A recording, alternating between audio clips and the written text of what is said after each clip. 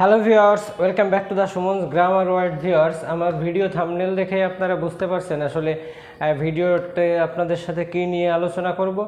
তো ভিডিও থাম্বনেলটাই আপনারা দেখেছেন যে চাকরিটা আপনি হেলায় হারাচ্ছেন না তো, বা চাকরিটা আপনি হেলায় হারাবেন না তো।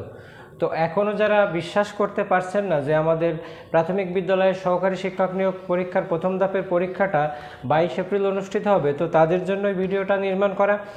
তো আপনাদের যে প্রধান একটা কমন কোশ্চেন বা কমন কমেন্ট, সেটা হলো যে আপনার এই সংবাদের বা এই খবরের সূত্র কি।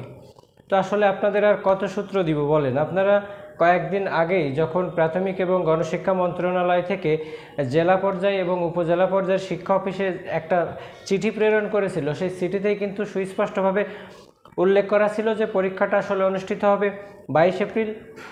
তো তারপরে আমরা জাতীয় কয়েকটা টেলিভিশনে, যেমন 21 টেলিভিশনে এবং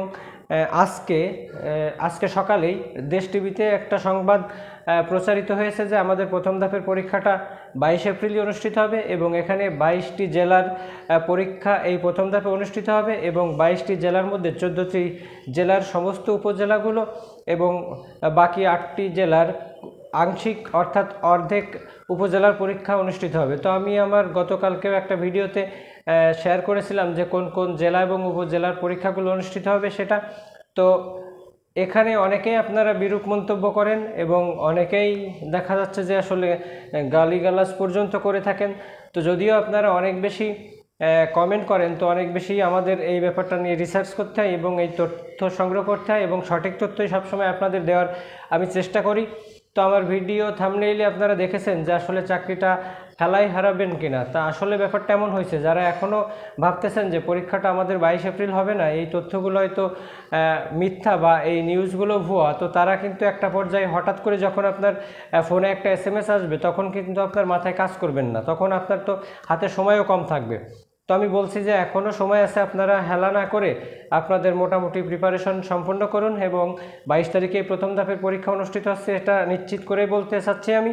যেহেতু আজকেও দেশ টিভিতে একটা সংবাদ প্রচারিত হয়েছে, তারা যেহেতু শুধু সূত্রের কথা বলেন, তো আসলে বেশ কিছু সূত্র আমার ব্যক্তিগতভাবে আছে যে সূত্রগুলো আসলে আপনাদের সাথে উল্লেখ করার মতো না। যেমন আপনাকে দ্বিতীয় যে তথ্যটি দেব, তথ্যটি হলো যে প্রথম ধাপের পরীক্ষা 22 তারিখে অনুষ্ঠিত হওয়ার পরে আমাদের দ্বিতীয় ধাপের পরীক্ষা অনুষ্ঠিত হবে কিন্তু 13 মে।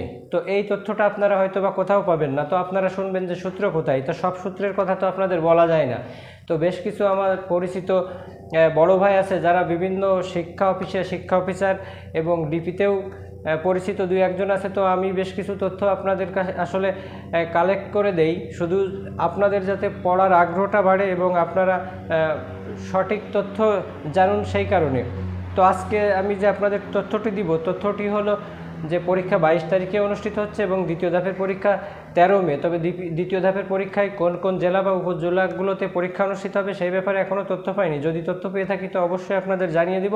তো আপনাদের কাছে একটাই অনুরোধ করব যে আপনারা আসলে খারাপভাবে কোনো কমেন্ট করবেন না। আমি কিন্তু আমার কমেন্ট অপশনটা অন করে রাখি আপনাদের মতামত নেওয়ার জন্য, কিন্তু সেই সুযোগটা আপনারা অনেকেই অনেক বিরূপ মন্তব্য করেন। তো আমি দেখেছি বেশ কিছু চ্যানেল আছে যেখানে আপনারা খবরটা দেখে আসেন বা কোনো একটা ভিডিও দেখে আসেন, কিন্তু আপনাদের মনের কথাগুলোও কিন্তু শেয়ার করতে পারেন না, কারণ তাদের কমেন্ট সেকশন অফ করা থাকে। তো আমার কমেন্টটা অন করে রাখি, তার মানে এই নয় যে আপনারা উল্টাপাল্টা কথা বলবেন। তো যাই হোক, সবার জন্য শুভকামনা। ভিডিওটি ভালো লাগলে অবশ্যই একটি লাইক দিবেন, আপনি চ্যানেলটি নতুন দেখে থাকলে সাবস্ক্রাইব করবেন এবং কিছু জানার থাকলে অবশ্যই কমেন্ট বক্সে জানিয়ে দেবেন। আজকের মতো এই পর্যন্ত, ধন্যবাদ।